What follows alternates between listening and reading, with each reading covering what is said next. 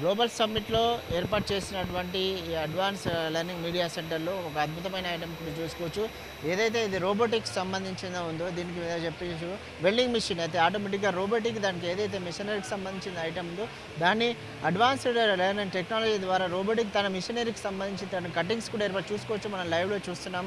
దానికి సంబంధించిన రోబోటిక్ ఎలా వర్క్ చేస్తుంది అనేది కూడా విజువల్స్ కనిపించవచ్చు. దీనికి ఆపరేట్ చేయడానికి సంబంధించిన వ్యక్తి మనతో పాటు ఉన్నారు. అసలు ఇదేంటి, ఎలా పనిచేస్తుంది అనే విషయాలు వారి మాటలు చెప్పండి. సార్ నా పేరు ముస్తఫా. నేను డిఈటి డిపార్ట్మెంట్ ఆఫ్ ఎంప్లాయ్మెంట్ ట్రైనింగ్లో ఐటీఐలో యాజ్ ఎ రోబోటిక్స్ ట్రైనర్గా చేస్తున్నాను. సో మనం ఇంతకుముందుకు ఐటీఐలో ఓల్డ్ ట్రేడ్స్ ఉండే సార్, ఎలక్ట్రీషియన్, ఫిట్టర్ అని ఉండేది. బట్ ఇండస్ట్రీ ఏదైతే అప్డేట్ అయిందో ఇండస్ట్రీ 4.0 వైజ్గా, సో దాంట్లో మన ఐటీఐ కాలేజెస్ని ఏటీసీ అడ్వాన్స్డ్ టెక్నాలజీ సెంటర్ లెక్క తీసుకొచ్చారు సార్. దాంట్లో ఒక ట్రేడ్ వచ్చేసి రోబోటిక్స్ సార్. బేసికల్గా ఈ రోబోట్ ఏంటి అంటే వెల్డింగ్ రోబోట్ సార్. సో బేసికల్గా ఈ రోబోట్ అనేది 9 యాక్సిస్లలో ఆపరేట్ అవుతుంది సార్. సో రోబోట్కి వచ్చేసి 6 యాక్సిస్ ఉంటాయి సార్. 6 యాక్సిస్ వచ్చేసి SLURBT అని చెప్పేసి అంటాం సార్. ఈ బెల్ట్ వచ్చేసి 7th యాక్సిస్ సార్.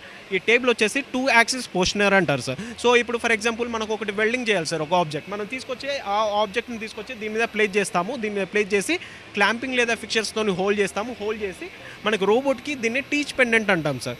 అది రోబోట్, ఇది టీచ్ పెండెంట్ సార్. దీన్ని వచ్చేసి కంట్రోలర్ అంటాను సార్. సో ఇప్పుడు ఫర్ ఎగ్జాంపుల్ రోబోట్ రన్ చేయాలంటే నేను దానికి కమాండ్స్ కానీ ప్రోగ్రామింగ్ కానీ ఇవ్వాలి సార్. ఆ ప్రోగ్రామింగ్ అండ్ కమాండ్స్ అనేది ఈ టీచ్ పెండెంట్తో ఇస్తాను సార్. సో వన్స్ నాకు కావాల్సిన కమాండ్స్ కానీ ప్రోగ్రామింగ్ కానీ టీచ్ పెండెంట్తో ఇచ్చిన తర్వాత దాన్ని టీచ్ మోడ్లో సేవ్ అయిపోతుంది సార్. సేవ్ అయిన టీచ్ మోడ్ నుంచి నేను ప్లే మోడ్లోకి మార్చేస్తాను సార్. ఇప్పుడు చూడండి నేనేమీ ఆపరేట్ చేయట్లేదు, బట్ స్టిల్ అనేది రోబోట్ అనేది మూవ్ అవుతుంది. సో ఎందుకు అంటే సో నేను ఇప్పుడు ఈ రోబోట్ని ప్లే మోడ్లో ఆపరేట్ చేస్తున్నట్టు.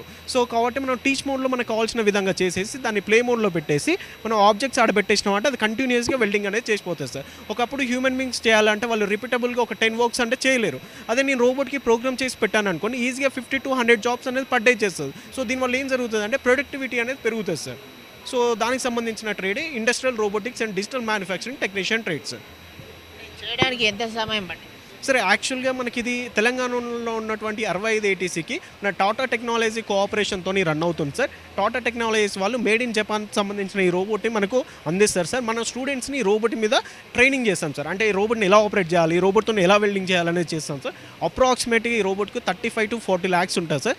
Single investment but expensive, but మనం దీంతో చాలా వర్క్ అనేది చేసుకోవచ్చు సార్. సో దానికి స్టూడెంట్స్కి ఎంత సమయం ట్రైనింగ్? సార్ యాక్చువల్గా మనకు డైలీ ఒక 1 hour థియరీ ఉంటుంది సార్. రిమైనింగ్ 7 hours మొత్తం వాళ్ళు రోబోట్తోనే ఆపరేట్ చేస్తారు సార్. ఇది 1 year ట్రేడ్ సార్. యాక్చువల్గా 1 year కంప్లీట్ అయిన తర్వాత కూడా వాళ్ళకి మనం ప్లేస్మెంట్స్ అనేది ప్రొవైడ్ చేస్తున్నాం సార్. దీనికి సంబంధించిన కంపెనీస్లోకి వెళ్ళి వాళ్ళతో టైఅప్ MOU చేసుకొని మన స్టూడెంట్ మన కాలేజ్ నుంచి బయటికి వెళ్ళిపోయిన తర్వాత ఆ స్టూడెంట్ని ఆ ప్లేస్మెంట్స్లో ప్లేస్ చేసేస్తున్నాం సార్. సో ఈజీగా ఈవెన్ వాళ్ళు బీటెక్ వాళ్ళతో కాంపిటేట్ అవుతున్నారు సార్. ఎందుకంటే ఒకప్పుడు ఐటీఐ స్టూడెంట్ చేసాడు అంటే 10 to 15,000 శాలరీ ఇస్తున్నారు సార్. బట్ ఈ ట్రేడ్స్లో నుంచి ట్రైనింగ్ అయిన స్టూడెంట్స్కి మాత్రం ఈజీగా 20 to 25,000 per month అనేది వస్తున్నారు సార్.